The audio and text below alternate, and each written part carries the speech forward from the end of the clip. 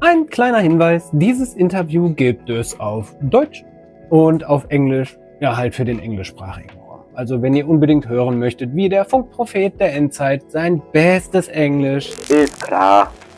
Gut, dass du eine geile Idee gefunden hast, Interviews ortsunabhängig zu führen. Wenn du live Englisch sprechen müsstest, klingst du wie so ein Nachhilfeschüler. Egal. Letztes Jahr habe ich die Doku George A. Romero's Resident Evil, a Documentary entdeckt. Beziehungsweise einen Bericht gelesen, dass da was veröffentlicht wird. Ja, mein Plan war ab dem Zeitpunkt eigentlich klar. Einer der ersten im deutschsprachigen Raum sein, der darüber spricht und ein Review davon macht. Also, als es möglich war, DVD vorbestellt, gewartet, angeschaut und wisst ihr, was ich war? Gehypt ohne Ende. Und ich habe auch wirklich alles reingesteckt. Review und Deep Dives dazu gemacht. Und Links zum Review und zu den Deep Dive Folgen in der Videobeschreibung. Ja, gleich irgendwo hier werden sie. Doch dann dieser eine Kommentar. Eine digitale Fußnote einer Person, die für mich aber persönlich alles verändern sollte. Und zugegeben, womit ich auch absolut nicht gerechnet habe. Und das war der Anfang von dem, was jetzt kommt. Aber erstmal das hier.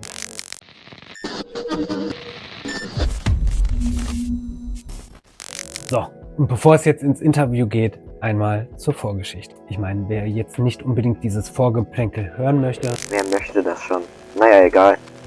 Mach wenigstens das CTA und leg endlich los. Ja, also ihr Überlebenskünstler der Endzeit, schön, dass ihr wieder dem Signal gefolgt seid. Ja, und willkommen zu ApokalypseFM. Ich bin René, euer Funk-Prophet der Endzeit.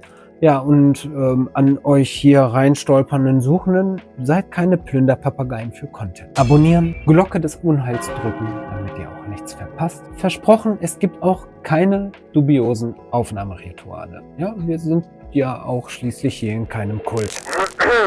Kein Kult? Wie war das mit für rostige Dosenöffner? Jetzt mal ganz ehrlich, das ist doch nichts... Wie soll ich sagen, das hat doch nichts mit dem Kult zu tun. Das ist unser Bunkerschlacht. Also, wenn du ihn auch offiziell rufen möchtest, dann werde Überlebenskünstler. Für rostige Dosenöffner! Ja, für rostige Dosenöffner. Ach ja, und an unseren WhatsApp-Kanal denken.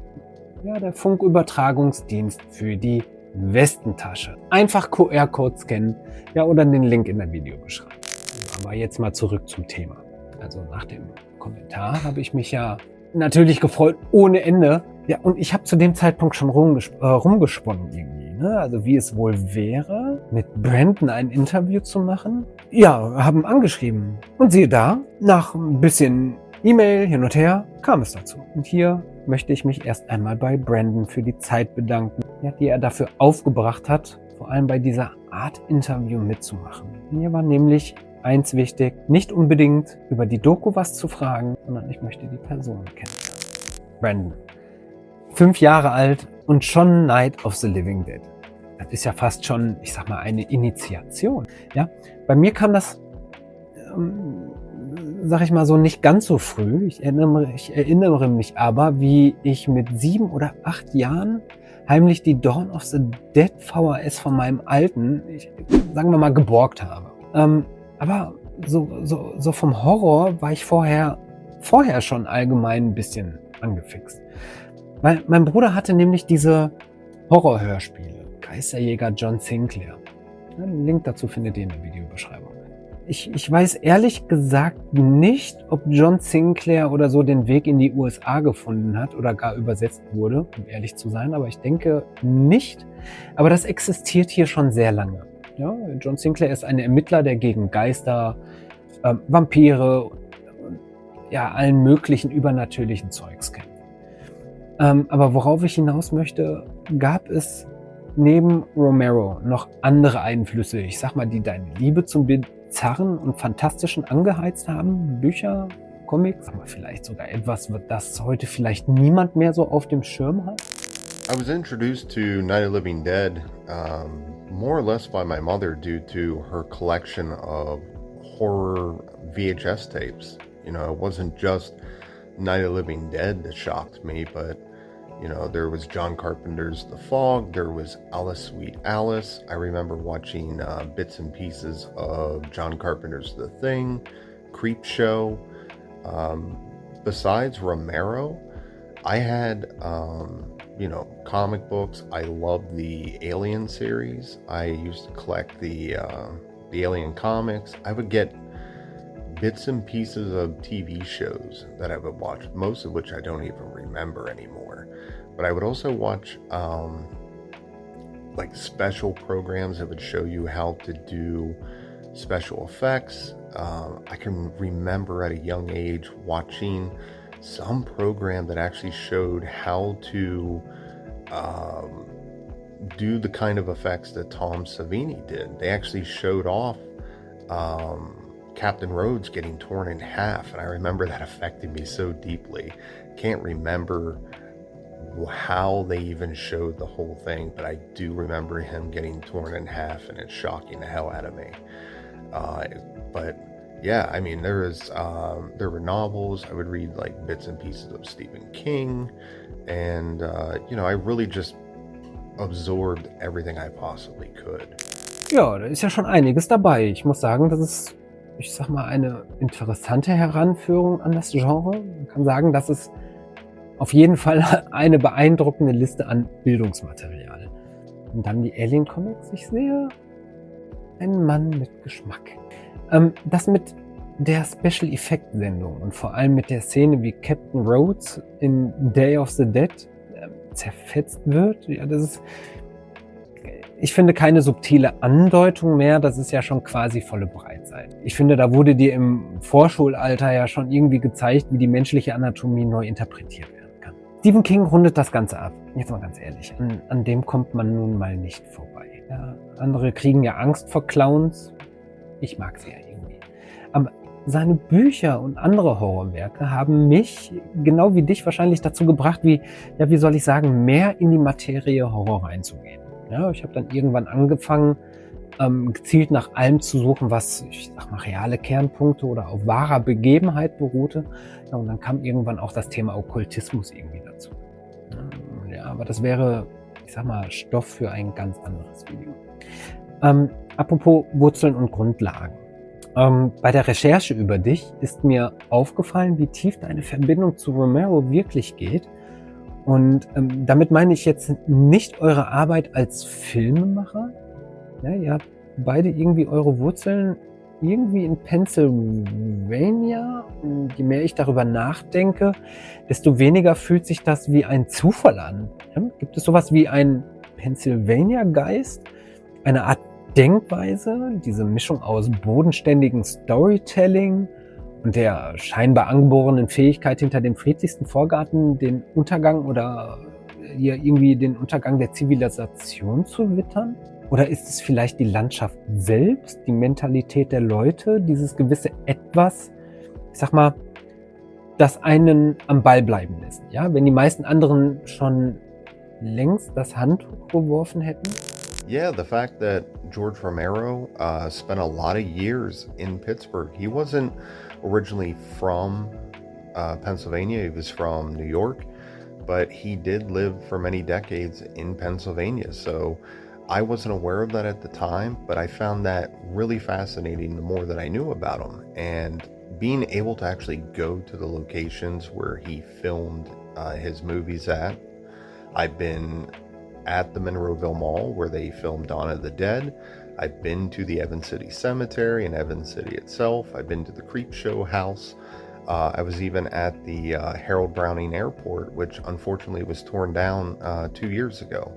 And there's been recent news that most likely within the next few years, it's possible that the Monroeville Mall is going to be demolished.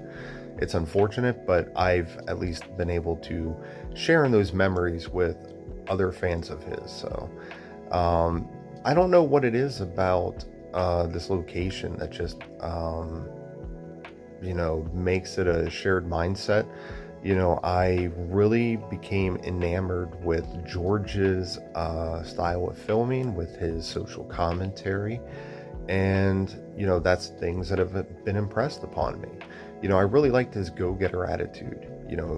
Everyone that I talked to that personally knew him, that worked with him, that were friends with him for so long, said that George didn't like sitting around. He didn't like the business aspect of filmmaking, dealing with executives, being in meetings. He just wanted to get a camera, go out there and start filming.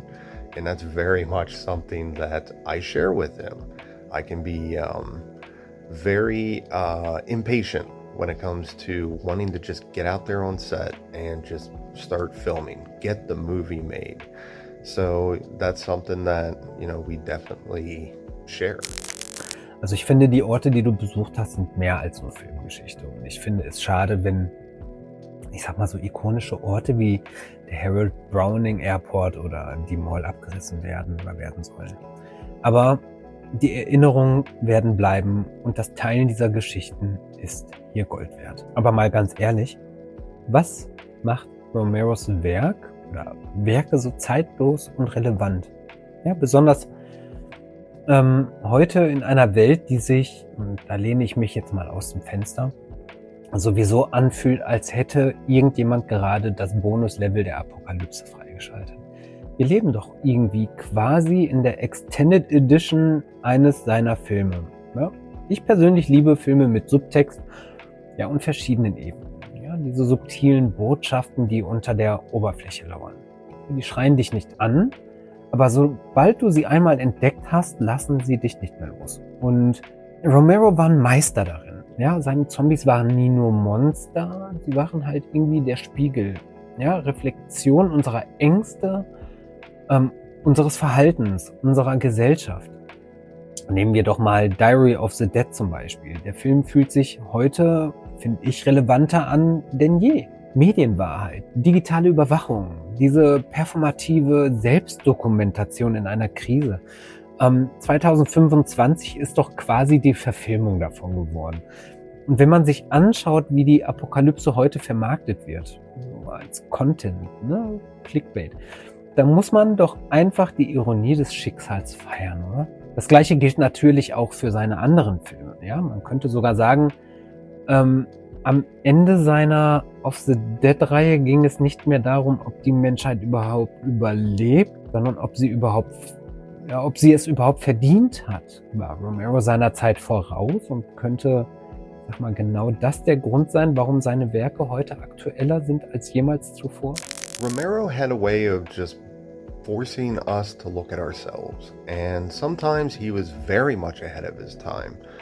When you look at Diary of the Dead and the way that he showed that people can obsess over filming horrendous things with no regard for themselves or others while they're filming. At the time, I can remember reviews saying it was so unbelievable, not realistic, yet we can look all over social media nowadays and you'll see people doing that very thing. I had always heard that one of the failures for Night Riders, which was it was released in 1981. I had always heard that unfortunately it didn't do well because people thought that the idea of people dressing up as knights and jousting was just weird and no one would be interested in that. And it was because Night Riders was released several years before the first Renaissance fairs that they have all over America now. So sometimes his way of just being ahead of the curve was also his undoing at times, where it would take years, sometimes decades, for films to really be reevaluated for just how awesome they were. And he really did have a way of putting a spotlight on social issues and doing them in a way that was entertainment. You can look at Dawn of the Dead. Dawn of the Dead is not a critique of capitalism. It's a critique of greed. And it's about needing more than what you actually need. And you see that in the film. They stop at the mall. They want to get supplies and just take a rest because the pilot, Steven, he's exhausted. He's on the verge of being a danger to everyone. So they just want to rest. But then they realize they can take the mall. They can get the stuff. And before you know it, they're living there. It's a fortress to them. And they start becoming too obsessed with everything around them. including things that they don't even need for survival. At one point, they walk into a bank and just take all the money and just proclaiming, you never know. They're taking Rolexes. They're taking fancy clothes. At one point, Fran has, I think, a fur coat. Most of them do. And they really are enjoying this sense of luxury that probably none of them had experienced prior to the apocalypse.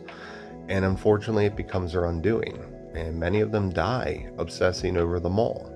I think that's really good critique. And I love George's films for that. I love the fact that you can watch them just at face value.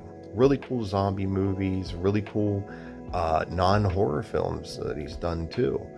And if you dig deeper, you can find so much more. And I love that about his films. And I think that's part of the reason why he's had this way of sticking around when many other directors have been forgotten. Es ist ja schon fast beängstigend, wie präzise er die Zukunft vorausgesehen hat. Ja, und die Analyse von Dawn of the Dead als Kritik an die Gier, nicht nur am Kapitalismus selbst, das ist brillant. Apropos genauer Blick auf die menschliche Natur und Extremsituationen. Brandon, du hast beim Militär gedient und eine Erfahrung, die, egal wie man es dreht und wendet, ihre Spuren hinterlässt. Sowohl auf eine bedeutsame als auch auf eine unglaublich herausfordernde Weise. Du trägst ja immer noch dieses Armband, das dir, ich glaube, 2006 von einem Mitglied deiner Einheit im Irak gegeben wurde. Das ist mehr als nur ein Andenken. Es fühlt sich an wie eine tiefe persönliche Verbindung zu etwas Großem. Also natürlich, wenn du offen darüber sprechen magst. Ja? Wie hat dieses Kapitel deines Lebens, sage ich jetzt mal so, deine Sicht auf die Welt verändert? Und spürst du, dass das, was du damals erlebt hast, ich sag mal, deine Wahrnehmung des Horrorgenres geprägt hat? Besonders wenn es um Extremsituationen, Druck, ums Überleben und dieses zerbrechliche, ich sag mal, diese zerbrechliche Linie zwischen Ordnung und totalem Chaos geht? Findest du Parallelen zwischen deinen realen Erfahrungen und der Art und Weise, wie der Horror genau diese Ideen bis an die Grenze treibt? Yes, I actually still do wear it even to this day.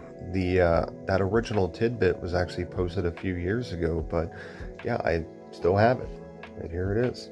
You can see it's very worn down because I've had it for nearly 20 years. It is a reminder of my time. Being in the military, being a veteran was part of the events that shaped who I am. And I do like to remember the people that I served with. And, it's also a reminder of some of the things that I've been through, that experienced through my years in the military that, while maybe traumatic at times, was also something that did help shape me into who I am now. And that cannot be forgotten, because had I not gone through it, I would be a completely different person. So there is a lot of good to come out of that. Sometimes they use the terms like, forged in fire. I've heard the terms baptism of fire. This idea that, you go through traumatic events and they shape you into a stronger person. In terms of how it's brought me to the present, and things that I've pulled from my time in the military, the military was very structured for me, and it allowed me to find order among chaos. They use the terms controlled chaos, and that's something that, filmmaking is nothing like war, but this idea that anything can go wrong at any times and you have to find solutions. And sometimes filming can be a mess. You can walk onto a set and just nothing go right. And when you're burning time, I've been on shoots where we shoot all night and we have to get the shots in before the sun comes up. And, we used the term, burning daylight, and I used to joke during those shoots, we're burning moonlight, just to get a chuckle out of people. But when everything feels like it's not going right, the people that are in charge of the shoot need to come up with solutions. And you don't have that time to process the grief and go through what's actually going wrong. You just have to find a solution and push through. And I feel that's something that I excel at, because independent filmmaking, when you don't have studios backing you, when you don't have millions of dollars to pull you out of problems, you have to be creative. You have to find solutions that aren't just, hey, we're going to spend more money, we're going to fix it in post. You're expected to fix it on set at that very moment. So that's something that has really gotten with me and allowed me to succeed in my career. Brandon, danke, dass du so offen bist, und auch danke für die wirklich beeindruckende Perspektive, die du mit uns jetzt geteilt hast. Und dass du dieses Armband halt immer noch trägst, das spricht Bände. Man merkt, dass deine Militärzeit dich tief irgendwie geprägt hat, und ich sag mal, du daraus eine unglaubliche Stärke und die Fähigkeit entwickelt hast, Ordnung im Chaos zu finden. Dein Vergleich zwischen dem Militär und dem independenten Filmmachern leuchtet total ein. Ja? Diese Machermentalität, also diese Machermentalität scheint wirklich ein roter Faden in deinem Leben zu sein. Es ist faszinierend zu sehen, wie sich deine Erfahrungen aus Extremsituationen direkt auf deine Arbeit als Filmemacher übertragen lassen. Ja, ich weiß, und wenn wir schon über Extremsituationen und das Gefühl des Überlebens sprechen, auch wenn es jetzt auf einer ganz anderen Ebene liegt, dann kommen wir doch fast automatisch zu einem anderen großen Thema, das dich anscheinend sehr geprägt hat. Resident Evil. Erinnerst du dich noch an deine erste Begegnung mit dem Spiel? Was hat es so anders, ich sag mal, so packend gemacht im Vergleich zu allem, was du vorher gespielt hast? Wenn ich so zurückdenke, meine erste Begegnung, meine Güte, ganz ehrlich, als wäre es gestern gewesen. Ne? Ich sah noch dieses Cover und dachte mir, wahrscheinlich nur wieder so ein Run-and-Gun-Shooter wie Contra oder so. Genau. Ja, bis die Hunde kamen, die erste Tür aufging, der erste Zombie. Habe ich schon die Türen erwähnt? Ja, der erste Zombie, der mich dann durch den klobigen Röhrenfenster anstarrte, während er an irgendwelche Innereien nuckelte, als wäre es irgendwie ein Sonntagsbraten oder so. Das war, wie soll ich sagen, da wusste ich, Zombies. Ja, das ist mein Ding. Ja, das war's. Es hat einfach Klick gemacht. Und ich war so 12, 13, eigentlich definitiv viel zu jung für das Spiel. Aber ich wusste schon immer, wie ich halt die Tür meines Bruders aufbekomme. Ja, auch wenn er dachte, er hätte mich ausgesperrt. Nein, ich weiß bis heute, wie man Türen öffnet. Aber was war denn dein persönlicher Gänsehautmoment in irgendeinem der Resident Evil Spiele? Eine Szene, ein Gegner, sag mal, der dir wirklich im Gedächtnis geblieben ist. Für mich waren das diese verdammten Licker in Resident Evil oder aus Resident Evil 2. Einfach ekelhafte Kreaturen. Purer Albtraumstoff. Und seit Resident Evil schaue ich Hunde generell sehr anders. Resident Evil. So I remember getting my PlayStation back in Christmas 1997, and around that time they ramped up the advertising for Resident Evil 2, which was coming out the next month. We didn't get the George Romero commercial, that was obviously over in Japan only, but they did have an American commercial that used like tiny little pieces that had one of the zombies from it and a bunch of video game footage, and it blew me away because I grew up on horror films and it had absolutely everything that I loved about horror. It had zombies, it had this apocalyptic feel, some things felt like John Carpenter, but then I really felt like it was a George Romero video game. And I just loved all the callbacks to all these iconic horror films that I absolutely loved. I remember watching the commercial, and because it was so intense, not really realizing that some of it was just cutscenes, like the alligator snapping at Leon from the water. I was like, I don't know if I have reflexes for that, with the controller. But I was like, well, I'll try. So a buddy of mine actually got it. I just remember being blown away by it. It was infuriating because when you first start the game, you're surrounded by like 10 zombies. And of course, with the tank controls, it took time to get used to. So it was a very long time until I actually mastered the game. And I mean, I'm not afraid to admit, or even ashamed to say that I actually had my buddy actually start the game for me. Once we got to the police station, then it was like, okay, I can take over because now I can breathe and, I can slowly work on the controls. But eventually I got through the city on my own, and now I can play Resident Evil 2 no problems. But I do remember that feel of claustrophobia. You were isolated. The police station was a maze, and there was all these monsters, and it just felt so intense. Like stuff was constantly breaking through windows and doors, coming at you, and I love that intensity. I love the uncanny valley of the world that they created. It was a world that feels like our world, but different at the same time. There's certain parts of the police station that feel very grounded and real, but then it's inside of an art museum, and the main hall is like 16,000 square feet. It was just a really cool experience. And when I went back about 2 months later and played the original Resident Evil, and I loved it even more. It was the old dark house. It was creepy. There were soldiers running around. It had everything that I really wanted. And it also gave me a unique perspective on the story, because I'm playing Resident Evil 2 and meeting Claire Redfield, and she's looking for her brother Chris, and they're talking about the T-virus and the mansion incident, and then there's like mentions of Wesker in one of the documents, and there's all these like neat little callbacks to the first game that I had no idea about. Geniale Geschichte. Aber für mich ist es immer wieder klasse zu sehen, was und wie viel Potenzial das Resident Evil-Universum eigentlich hat.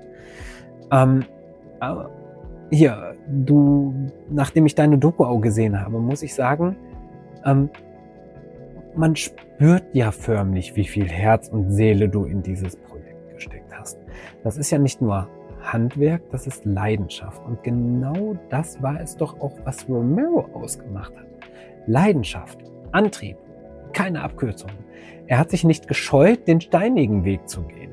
Ich persönlich glaube ja, Romero hat mehr Menschen dazu inspiriert, wirklich Gutes zu tun, als die meisten dieser selbsternannten Life-Coaches jemals werden. Deine Hingabe an George A.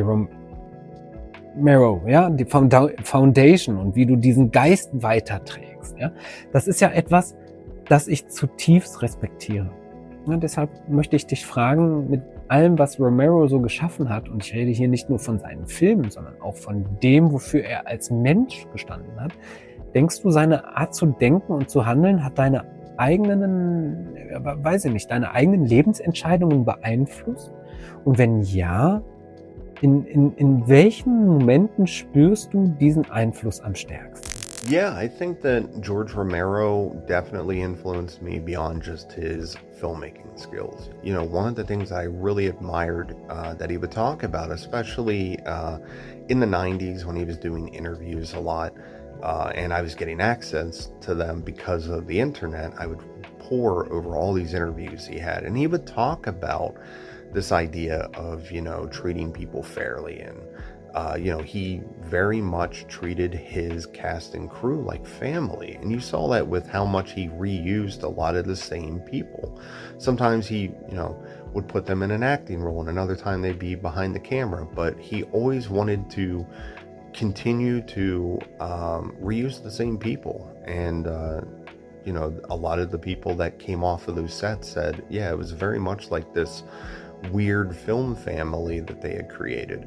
And I always loved that. But I always really attached to George's concept of just treating people fairly.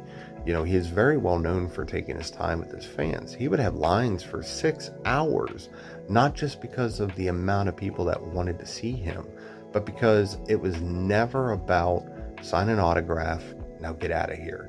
He would take the time to learn a little bit about you and thank you for watching his films. And he had a sense of being humble. Everyone that knew him, that has talked to me, said that he was very humble. He didn't understand, why his films had resonated with people.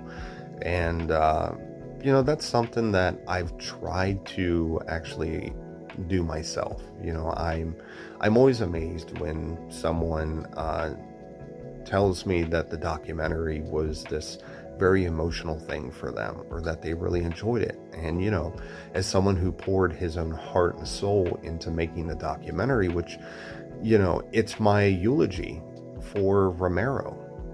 It's a love letter. And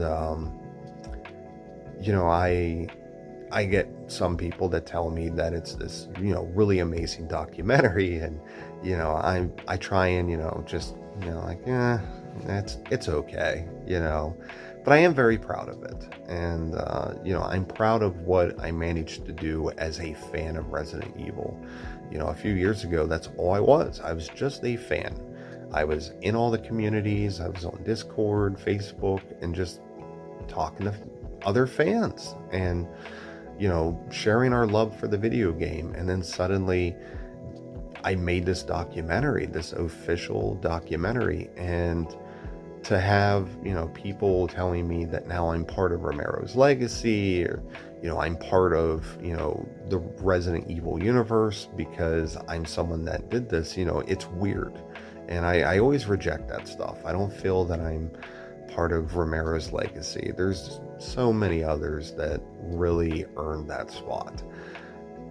But it's very awkward and surreal. And, people tell me like, well, you need to accept it because this is who you are. And I would always respond to people that the reason why I always want it to feel weird and surreal, like I never want that feeling to go away, because I always want to feel grounded. I never want to take advantage of it. And I feel like those are things that George Romero represented, within himself, was always keeping these interactions to feel weird and surreal, because they could be over before you know it. You're popular one day with the stuff that you're doing, then the next day you're not. So I just want to enjoy it and treat people fairly. And I do like to talk a lot with the fans, and it's kind of weird when there's people that are now like following me who are now fans of my documentary, are looking forward to Whistle to the Maples. And of course I'm now working on the adaptation of Fate the Unholy Trinity. So I'm slowly gathering this fan base of people that are just very excited to see me grow the career. But I'm always learning, and that's something that I always want to express. I don't find myself to be a master of cinema. I'm not a know-it-all. I usually tell people I don't know anything, because it can feel that way. And yeah. Wow. Also es ist wirklich beeindruckend zu hören, wie Georges Philosophie, Menschen fair zu behandeln und eine Familie am Set zu schaffen, dich so stark geprägt hat. Diese Bescheidenheit und diese Wertschätzung für die Fans, die du da ansprichst, das ist das, was einen wahren Künstler ausmacht. Und warum Romeros Geist weit über seine Filme hinauslebt, finde ich. Und deine eigene Haltung, geerdet zu bleiben und niemals zu vergessen, woher du kommst oder woher man kommt. Selbst wenn die Leute dich plötzlich als Teil eines Vermächtnisses sehen wollen können, finde ich, das ist eine unglaublich wertvolle Einstellung. Diese Demut ist es, die dich, glaube ich, noch weiter tragen wird. Aber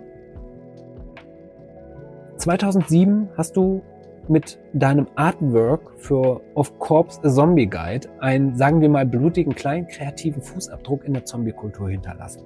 Aber jetzt mal ganz ehrlich, das ist doch nur ein Puzzleteil des untoten Universums, oder? Ich habe neulich einen Post von dir auf X gesehen. Der hatte so eine ganz bestimmte Ausstrahlung. Und ich denke mal, du weißt schon, welche ich meine. Was geht sonst noch so in deinem kreativen Hirn ab? Du machst doch nicht nur Filme und Designs, so Killer-Artworks. Welche anderen Talente lauern denn dann noch in deinem Schatten, von denen wir bisher nichts ahnen? Hast du da vielleicht ein paar Überraschungen auf Lager, für die wir noch gar nicht bereit sind? Oh man, Of Corpse, a Zombie Guide. Now that's going back a long ways. I did that back in, 2007. And it was actually a favor for a friend. You know, I did a bunch of pieces of artwork for him. Something I did actually after my first deployment. I was just looking for something creative to do, and it was pretty cool. The book's out of print now. You know, the author wanted to update it, but at the same time, I think there was 4 or 5 other books doing the exact same thing. So he just found it to be a moot point at that time, and it just stopped being printed. I do artwork. You know, I was always doing artwork. I was always writing growing up. So a lot of the times now my artwork is shifted more so to getting ideas out of my head, you know, for designs and things I want to see in film. You know, I'd actually done a couple designs for the Romero documentary because I had to show ideas to the special effects artists, like this is the kind of zombie I want, and here's what the soldier is going to look like, and you know, we would do like these little like doodles. There's always this joke that Ridley Scott would storyboard a lot of his own stuff. He's actually a very good artist, but he storyboarded Alien himself, and it was his way of getting his shots in order, and they called them Ridleyograms, something along the lines of that. So I would sometimes joke that my scribbles were called Branograms, just to, you know, make like an inside joke that's a callback to Ridley Scott, because sometimes I can be in a hurry and I just do these like scribbles, and they don't always make sense to people, but they make sense to me. But yeah, I love artwork. I love doing art, but I'm not as good as a lot of the other people that are out there. And, you know, for my projects, I typically hire real working artists who have mastered their technique, because, you know, I can't do the things that they do. But let's see, I actually do some special effects. It's something that I've been getting into for Whistle to the Maples, which was shot last year. I actually did some of the special effects on it, some of the gore effects, and for the documentary, I actually did some of the location design, because we had the lab set, you know, and I actually did all that. Same thing with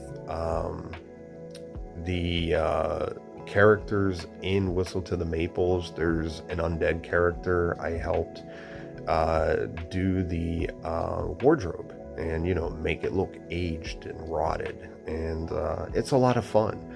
I built the soldier uniforms that are in the documentary in the Resident Evil doc, and they were bought, they're older uniforms, and then I would rough them up and age them, and the weapons you see in the documentary are actually toys, which you know, I painted up and made them look aged. And that was something where my military background actually gave me a lot of insight, because I knew where the stress marks were for those kind of weapons and how the paint would slowly get rubbed off through wear and tear. And same thing with a lot of the gear that was worn by the soldiers in the documentary. So yeah, I have like a lot of these like little things that I do that are unique skills. I just love to be creative, and it also helps being an independent filmmaker, the more that you can do, because I don't have to rely on as many people. It really comes down to hiring people to do things because I don't have the time to do everything. But, my film partner, Tom Robinault, and I, we can do a lot of the stuff ourselves. And in fact, for Whistle to the Maples, we were doing a lot of stuff, just because it allowed us to keep a lot of control, and we could really get Tom's vision for the film, get it exactly the way he wanted it. I don't really have a lot more surprises up my sleeves. I plan to adapt Fate the Unholy Trinity, which is a video game that I absolutely love. And, we're slowly getting that developed and getting the story written. And I also play tabletop role-playing games like Dungeons and Dragons and Call of Cthulhu. I don't play them as much anymore. In fact, I probably haven't played them in a couple years. But it was something I started in high school, and it just kept going. And I'm a huge fan of Call of Cthulhu. I love the game. I have multiple editions. In fact, I even bought the 40th anniversary deluxe box set that had reprints of a lot of the old books and the original rules from like the 1980s. So, again, I'm a huge Fan of that. Das ist mal ein richtiger Blick hinter die Kulissen deines kreativen Schaffens. Von Brand O'Grams bis hin zu selbstgebauten und gealterten Uniformen und Waffen. Also ich finde, es zeigt, wie vielseitig du bist und wie deine militärische Erfahrung dir auch bei den Details im Filmbereich hilft. Dinge authentisch zu gestalten, deine Fähigkeit, viele Aspekte selbst zu übernehmen, ist im Independent-Filmmachen Gold wert. Und die Kontrolle über die Vision eines Projekts zu behalten, ist dafür entscheidend. Dass du dich nicht als Meister des Kinos siehst, sondern, immer noch dazu lernst. Das spricht doch auch Bände über dich, über deine Demut und deinen Antrieb. Und mal ganz ehrlich, Tabletop-Rollenspiele wie Call of Cthulhu, das passt perfekt zu deinem Horrorgeschmack. Du sprichst da von diesen kleinen Dingen und den einzigartigen Fähigkeiten, die man sich so aneignet. Das kenne ich nur zu gut. Ich sehe mich da auch als ziemlich wandelbar und vielseitig, muss ich gestehen. Mein Kernpunkt ist, wie ich es auf Deutsch nenne, meine geistige Inkontinenz. Aber ich mache zum Beispiel super gerne Musik. Bass, Klavier bzw. Keyboard, das habe ich mir alles autodidaktisch beigebracht. Ich bin kein Spitzenmusiker, aber ich weiß, wie man Dinge zusammenbringen kann und wie man die richtigen Leute zusammenkriegt, die dann was Wunderbares draus zaubern können. Und ich weiß, wie ich mein Zeugs mache, in dem Sinne. Ja, mein Charakter, der Funk-Prophet der Endzeit, hat sich übrigens noch, aus meiner aktiven Rollenspielzeit entwickelt. Dungeons and Dragons habe ich jetzt nicht so aktiv gespielt. Mich hat eher die Welt von Das Schwarze Auge gepackt. Und eben Solo-Rollenspiele allgemein. Später dann halt die Zombie-Welt, postapokalyptisch. Ja, und das bis heute.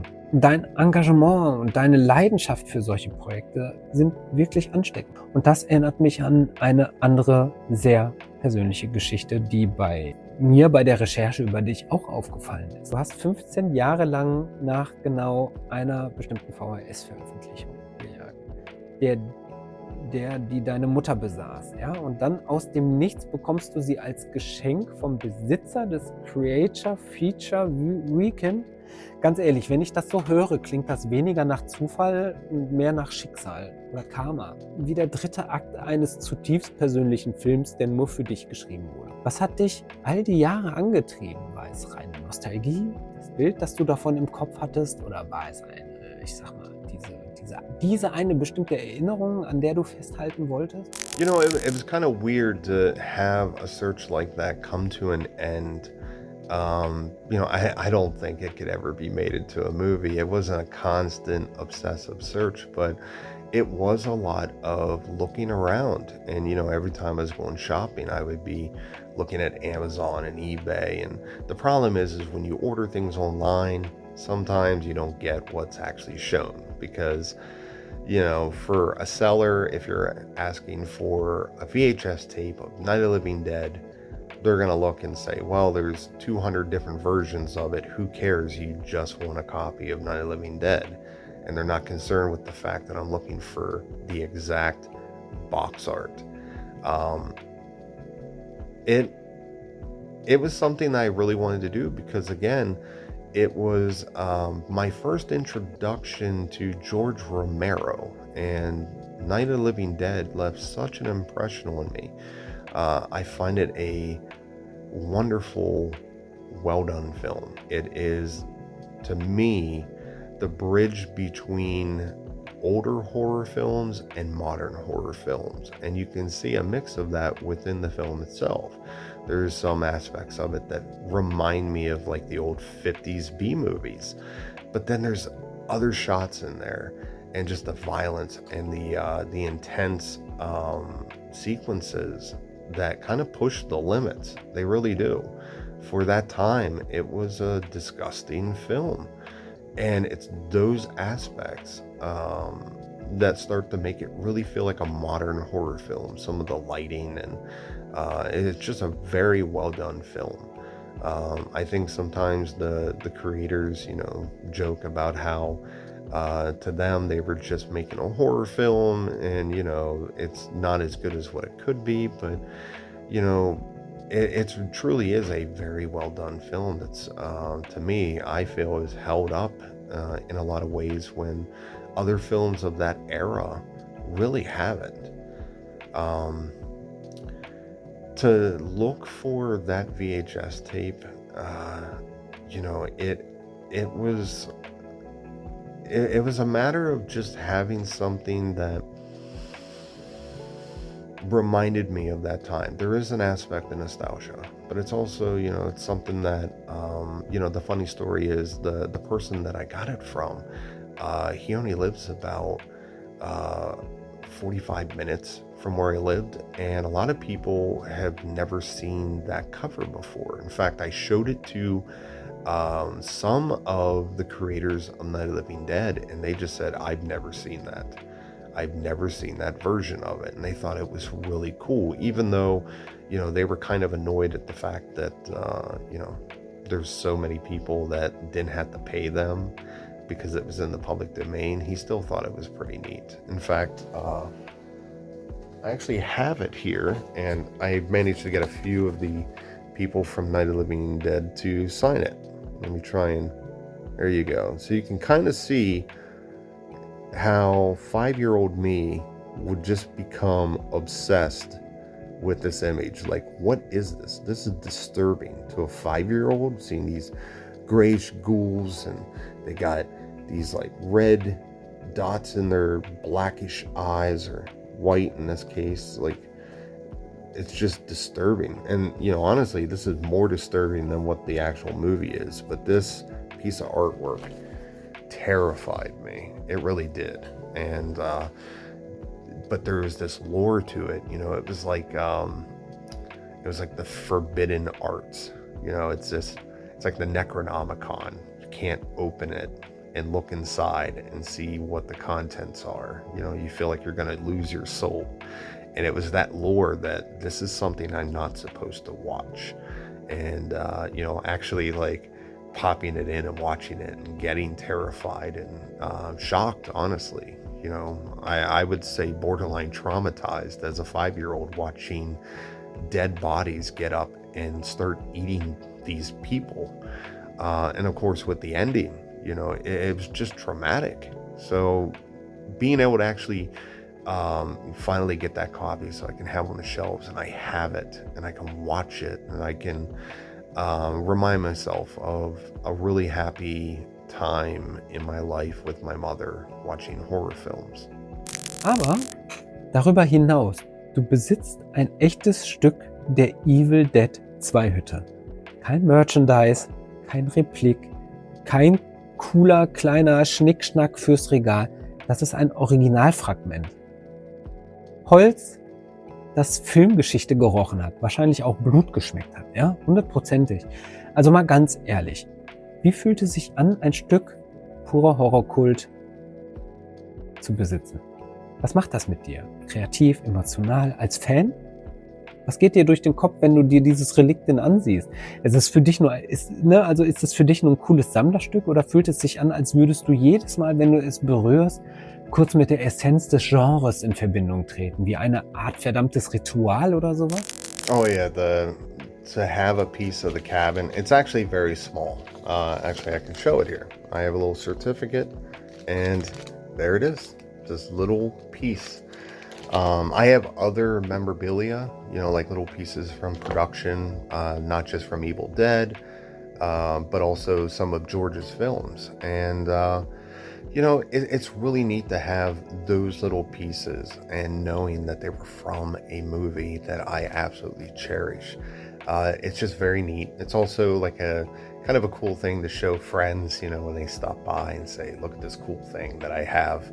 Because I have friends that collect, have wall-to-wall old video games or, lots of movies, or they have other stuff from their childhood that's just surrounding their room. And to have stuff from movies that they've seen, and, I have a wall of autographs and, just memorabilia and books. And one of my friends had once said, he has multiple rooms of video games and so much expensive, priceless things.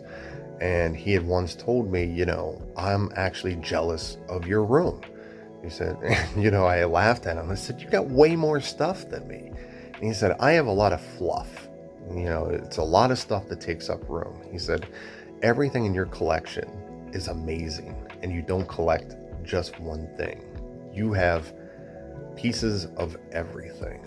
You have some old video games, you have old movies, you have pieces from actual films, you have autographs with people. He's like, you have one of the coolest collections that I've seen. So, that was pretty neat. But yeah, I love the fact that I have this piece from Evil Dead. Dass du neben Autogrammen und Büchern auch solche originalen Filmrelikte sammelst, das ist echt krass. Ja, und die Geschichte mit deinem Freund, der trotz seiner riesigen Videospielsammlung neidisch auf deine vielseitige Kuratierung ist, das sagt doch auch schon alles aus. Das zeigt doch wirklich, dass es nicht um die Masse geht, sondern um die Bedeutung und die Geschichte hinter den Stücken. Und ich finde, deine Leidenschaft geht aber auch weit über das Sammeln hinaus. Romero hat uns gelehrt, dass wahrer Horror ja nicht bloß das Monster ist, sondern die Gesellschaft, die immer wieder vergisst, was sie wirklich ist. Und das ist der Kern, finde ich, das A und O des Ganzen. In einer Zeit, in der, der Horror gefühlt immer oberflächlicher und belangloser wird, bewahrst du das, was der Mainstream längst übersehen hat. Warum ist es dir so wichtig, diese Geschichten am Leben zu erhalten? Siehst du in diesem Genre immer noch scharfe gesellschaftliche Kritik, die es einst hatte? Oder wird der Spiegel, den uns der Horror einst vorhielt, immer undurchsichtiger, immer trüber? I think for a while their horror films were kind of losing their edge where, they were starting to feel like they were just quick cash-ins, they weren't very well done. I can think of like some of the remakes that were going on, but then it just came back even stronger. And you see that with horror. You would see moments in time where horror would kind of stagnate. And a lot of times it was because so many people would do it as a quick cash grab. And then it would kind of, die down. And then you would have a whole new wave of people that were influenced by the previous generations of horror films that would come out and have new things to say. And you would get these relevant horror films that spoke to that time. And you see that nowadays. There's the terms like elevated horror, post-horror, but honestly, they're no different than some of the greatest horror films that we've had in the past. You can look at John Carpenter's The Thing and the paranoia and this feeling of communism. I've seen that there's critiques of communism, and then you have Dawn of the Dead being a critique of greed, over consumerism, and you have Night of the Living Dead with racism. There's all of these great horror films by very great, talented directors that had a fierce, raw voice of stuff that they wanted to critique within society. And you still have that today. You have some really great directors now that are coming out, and they have a lot to say. And I feel that that's kind of the direction that I want to take a lot of my films as I continue my career, because I have things that I want to say, or things that I want to talk about within the films themselves, and kind of continue that same feeling that some of my favorite directors. Danke dir für deine Einsicht. Oh, eine Sache, die mir bei dir aufgefallen ist, und das muss ich jetzt einfach mal rauslassen. Du wirkst wie ein echter Go-Getter hier, so ein richtiger Macher, jemand, der sich nicht verbiegen lässt. Und diesen Eindruck habe ich definitiv auch bekommen von den Podcasts und allem, was ich bisher über dich gesehen habe im Internet. Einmal auch vielen Dank übrigens für all diese Einblicke, die du gibst. Aber mal ganz ehrlich, jeder steht ja manchmal vor Rückschlägen. Ja, jeder erreicht irgendwann mal so, ich sag mal, einen Punkt, an dem er kurz davor ist, wirklich alles hinzuwerfen. Ich denke, auch du hattest sicherlich, ich sag mal, diese Momente, in denen du deinen Kopf am liebsten im Sand vergraben hättest. Was würdest du denen sagen, die genau jetzt an so einem Punkt stehen? Indie-Filmemachern, Kreativen am Rande der Verzweiflung, kurz davor aufzugeben. Wie hältst du das durch? Was hilft dir, wieder aufzustehen und weiterzumachen? Was würdest du denen zurufen, die an sich gerade zweifeln und denken, sie hätten keine Chance? Nothing that I've done has ever been an instant success. I have tried 3 times to be a film director, and the first 2 times never worked out. It was actually during the pandemic when I decided that I'm going to do this again, come hell or high water, just not failing this time. And that's what I did. Was I just came up with a very strong project that I was absolutely passionate about. To talk about George Romero and Resident Evil in one project, it's 2 of my favorite things.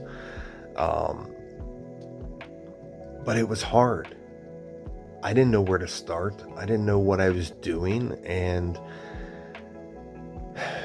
I really wanted to give up again, but I didn't. And the one thing that I can say is, don't give up. It's hard for a reason. It's hard to... I've been told before that I should be proud of myself just for finishing a film, because so many don't. So many don't even start. So to not only finish a film, but then to have it distributed, have it released officially, it's not something where I'm sitting at a convention table trying to sell copies of my movie. Like, a company actually bought it, and plenty of people said you should be proud of that, because many people don't get that chance. The best thing that I can say is, don't listen to the negativity. Don't listen, especially from yourself. Keep pushing, but at the same time, know your limits and know your weaknesses. And if you are not sure of something, find something who does know what they're talking about and what they're doing, and let them show you. Always be learning. It's so much easier now to get started in filmmaking now, because the editing software is available at your fingertips. Everything is digital. You can shoot things digitally now. You don't have to get film stock processed. You're getting the negatives ran through the chemical bath, hoping that everything turned out well. Everything is available. YouTube has plenty of courses and videos that can teach you how to do filming. You just need the drive to go out there and start filming. And if what you're filming doesn't look good, if you're not satisfied, learn what mistakes you're doing and then go try again. Just keep getting out there. And I wish you all the best. I really hope everyone that has a deep love for filmmaking and for making movies, I hope you get to do it. It is a lot of work. It is a lot of stress. It really is a job. It's, I, not to, talk down on people, but I've had people say, that, hey, filmmaking's fun, and these were, independent filmmakers, saying that, oh, it's fun being on set. It's so much fun to make a movie. And I remember looking at them just saying, if you're having fun, you're doing something wrong. It really is work. The fun is in seeing the finished result. And then also making the memories on set. You can have a lot of fun on set, but the process is grueling. It's very grueling. It's work. You're really going in there. And I've done film shoots that are 14 hours, 16.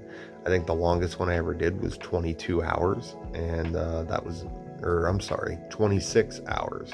I actually watched the sunrise twice in one day on a set. So yeah, 26 hours to film. It can be grueling. That was the final day of filming, by the way, which is why we made it a 26-hour day. Some of the crew and some of the cast got plenty of breaks. They would sleep, but when you're a producer and, the director obviously can't sleep because he's there directing the whole time, we weren't really taking breaks. So, but yeah, just keep up with it. Don't give up.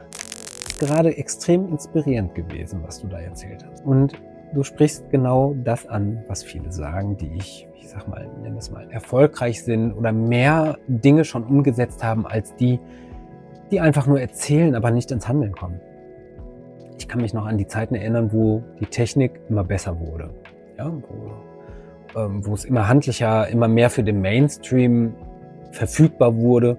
Und es wurde gesagt, irgendwann überschwemmt billige Masse den Markt an Bildern und an Filmen und Videos. Ja, das stimmt bis zu einem gewissen Grad.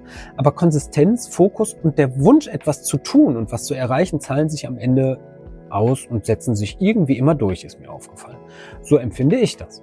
Und ich sehe da viele Parallelen. Bisher hat bei mir auch nie so richtig etwas funktioniert. Ich hatte vorher schon einige Projekte, die nicht so zünden wollten. Ja, und jetzt sitze ich hier und im Gegensatz zu anderen Größen in der Szene bin ich noch super klein. Aber dadurch, dass ich durch vorherige Dinge gelernt habe, anstatt aufzugeben, sitze ich hier. Ja, ich nehme ein Video auf und mache Interviews oder habe die Möglichkeit, oder es fing damit an, dass mir auf einmal irgendein Filmemacher einen Kommentar geschrieben hat.